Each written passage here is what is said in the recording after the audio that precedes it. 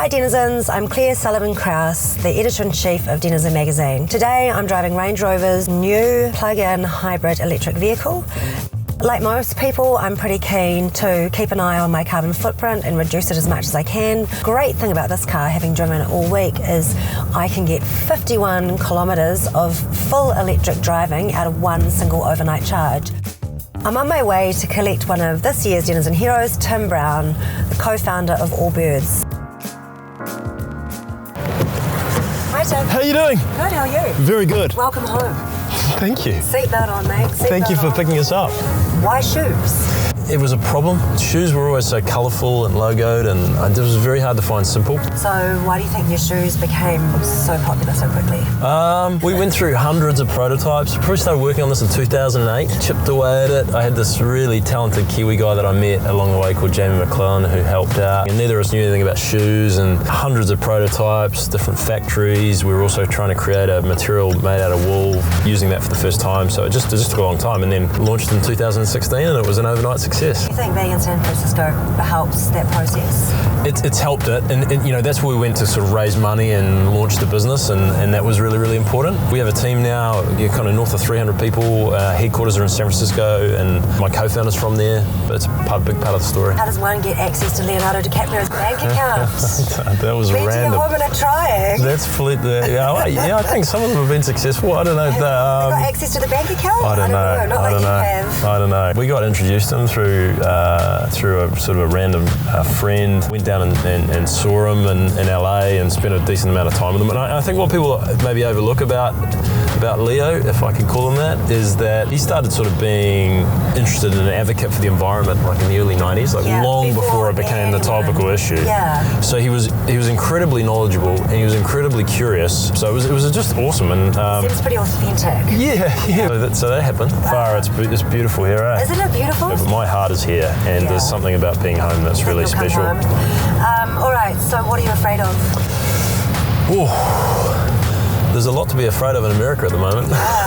Where do we start? I feel, without going too heavy on the environmental stuff, is a little scary. I mean, there's a whole story on microplastics that they found in the polar ice cap today, and it just sort of feels like there isn't any good news on that topic. You're hopeful and you worry a little bit about New Zealand too, that has this amazing, incredible reputation everywhere in terms of its treatment of the environment and leadership and all that sort of stuff. You make sure you hope we don't lose that. What keeps you awake at night? Running a business, just everything. I sort of feel like it's part of your job is to sort of worry a little bit about the details and about all the things you need to do better, and are you pushing hard enough, or are you pushing too much, and is someone going to go make a better product than you? And it's a really, really hard thing to do, and you've got to kind of manage that, I think, quite carefully. I don't think that's talked about enough in the context of sort of building a business and entrepreneurship, just to sort of how mentally tough it can be. If you're not seeking feedback, you're really dumb, but if you're listening to all of it, you're dumb too. And so developing a little bit of a sixth sense to how to navigate that is really super important. I think your background in sports that was given you like a so sense much of resilience. So much, do you think that's a big part of it? Yeah, I was talking about that just last night actually. I think it's really important, and the sporting stuff, facing criticism and people just not liking you, thinking you're not good enough, and then also sort of sometimes doing everything right, preparing like super well, and and then losing. Yeah, right. And then also sometimes losing and knowing you're actually winning. Yeah. And so understanding the sensitivity between those things, and how it's super important to just sort of stay pretty calm. We've had probably some of our toughest moments with the business when on the outside it looks just the best. What do you read? Like books, magazines, newspapers? Newspapers. I get made fun of in the office because there's this Lucy in our team. We were talking about Time magazine one day, and she was like, ooh, and then I was like, and I also subscribe, and I get the print edition delivered. I love Time magazine on the plane. Totally, and she was like, double ooh. So read that, and newspapers, the New York Times also kind of comes to the house, and I like that, and then read a lot of different things, and try and sort of not read business books. So. What inspires you? There's a Kiwi guy that runs Adidas in North America, and I went up and saw him, and it was just so overwhelming. Zion Armstrong, he's such a really interesting guy. Why do I not know of him? Yeah, he's just one of those sort of under the radar, really humble Kiwis who's got this big job, and I spent a little bit of time with him, and he just, it's just wow, it's so big, and we're so small, and Has he been doing that for a while? a long time, yeah. What's the most helpful piece of advice you've ever been given? Yeah, I had this one professor at school after football when I was working on this, and he just sort of said, look, I think this is a horrible idea, and I don't think it's going to work. You don't know anything about shoes, and it's too hard to do. For whatever reason, you seem like you want to do it, but I worry about you a little bit. So why don't you throw it out on Kickstarter or something so it can fail, and then you can go forward with sort of a clear head and a clear mind and work out what you want to do with the rest of your life. Because I worry that you're not. And you did that Kickstarter campaign. Yeah, it'll end up working, and then that's kind of what kickstarted the whole thing. Yeah, literally. Excuse the reference, but it really did, right? Yeah.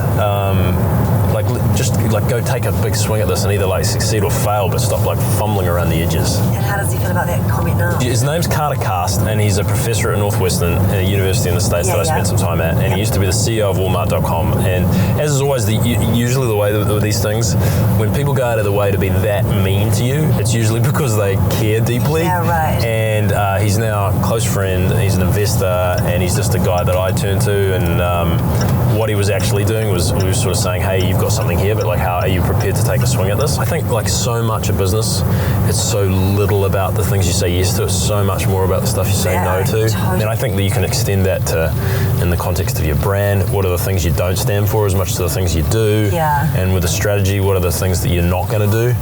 Because that's not what we stand for, even if there's a short-term win there. Is it hard to make those decisions sometimes? Do you think you still, I feel like I stuff those decisions up sometimes. Yeah, of course, but I actually think it's easier to work out what you're not than what you are. And I think if you've got a really strong sense of that, it will be a good filter. And I think we've been we launched with one style of shoe, and all the industry experts in footwear sort of conventional thinking is that you have a range and it changes all the time, and but we just had this sort of singular shoe, and we stuck to it. And if that had not worked, the business wouldn't have worked, but it was the confidence to go do kind of one thing really well. And I think the businesses that kind of come through the cracks in the pavement usually just doing one thing that maybe someone else had overlooked, and doing it really well, rather than 27 things. Yeah, well, it feels like it's probably easier to focus on and get it right. Yeah, well, you just live or die by the quality of your thinking versus die by just kind of not really committing to anything. Yeah, it's good. Really good to talk to you. Good driving. Hey, thank you so much. This thanks was really for joining me. Thank you. Thanks for being one of our dinners and heroes. Cheers. Thank you very much. Appreciate it. Appreciate it.